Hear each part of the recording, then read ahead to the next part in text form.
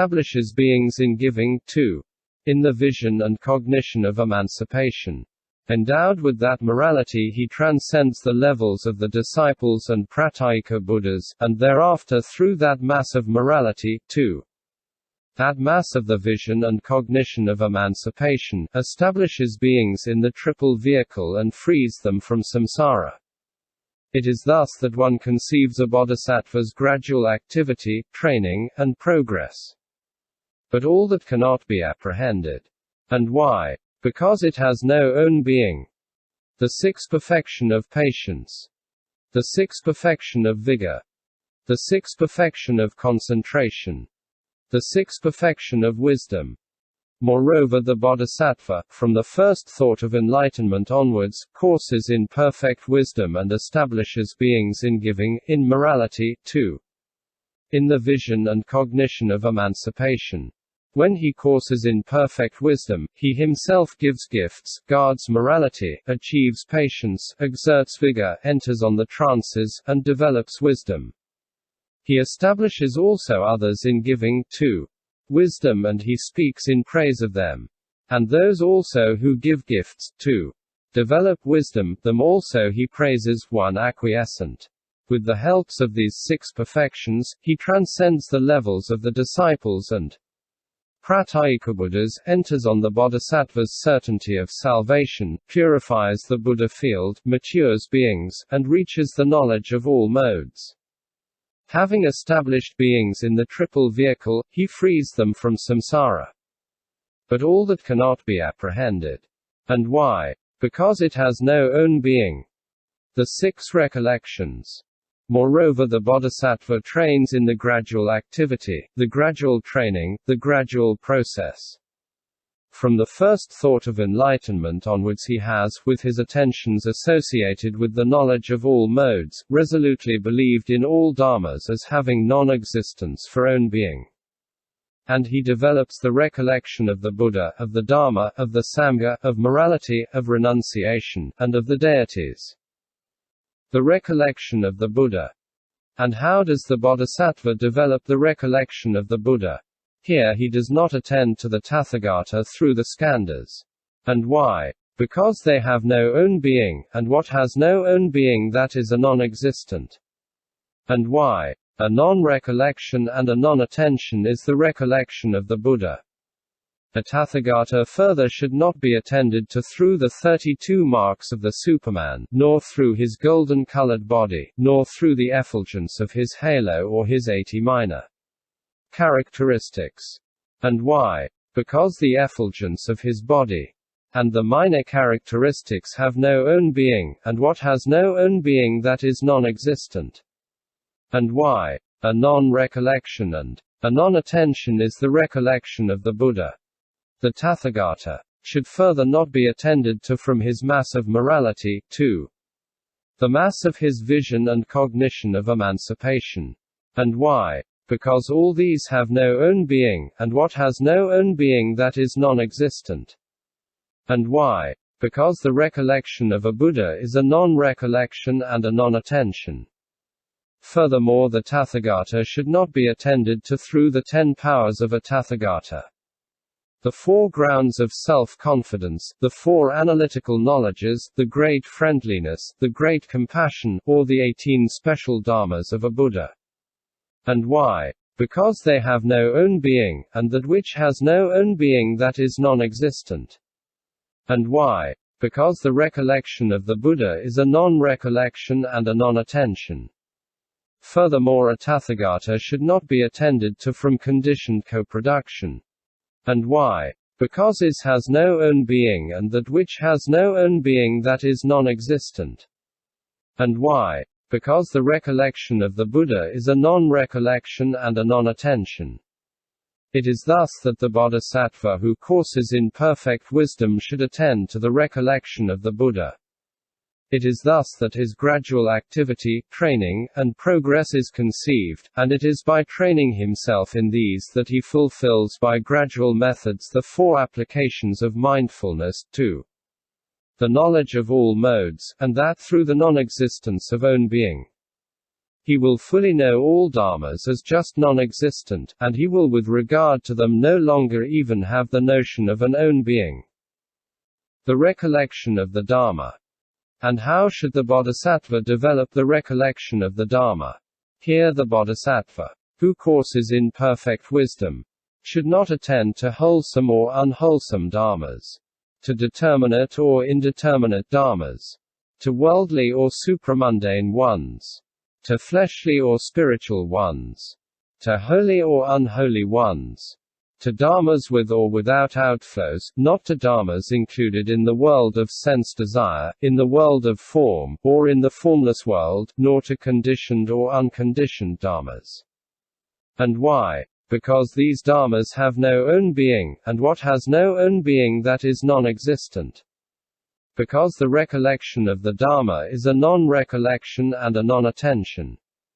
Here, fully knows, and therein there is not he notion of the existence of the notion of an own being. It is thus that the bodhisattva who courses in perfect wisdom should develop the recollection of the Dharma. The recollection of the Dharma. And how should the bodhisattva develop the recollection of the Sangha?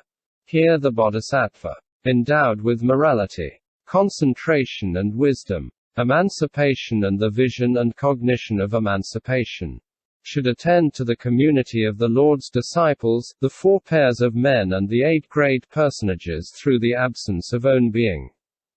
And why? Because they have no own being and are non-existent. For the recollection of the Sangha is a non-recollection and a non-attention. It is thus that the bodhisattva should develop the recollection of the Sangha. The recollection of morality. And how should the bodhisattva develop the recollection of morality?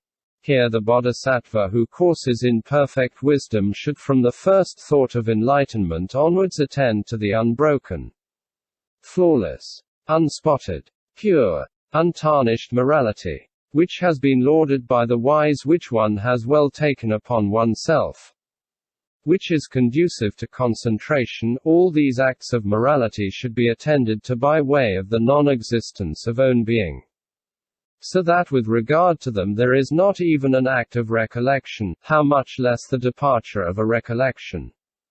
And why? It is thus that the bodhisattva should attend to the recollection of morality, i.e., that there is in it not even the notion of an own being.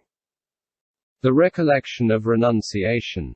And how should the bodhisattva who courses in perfect wisdom develop the recollection of renunciation? Here, subhuti, the bodhisattva should, through the non-existence of own being, attend to renunciation, be it a renunciation of fleshly things or a renunciation of dharma.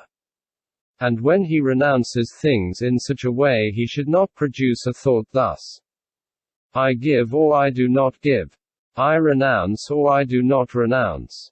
Even when he gives up all his limbs, he should not produce such a thought. And why? Because all this has no own being. When he thus courses in the recollection of renunciation and trains in it, he will gradually advance up to the knowledge of all modes. The recollection of deities. And how should the bodhisattva, who courses in perfect wisdom, develop the recollection of the deities? Here the bodhisattva should attend, through the non-existence of own being, to those gods who have been reborn in the various heavens. And why? Because they have no own being.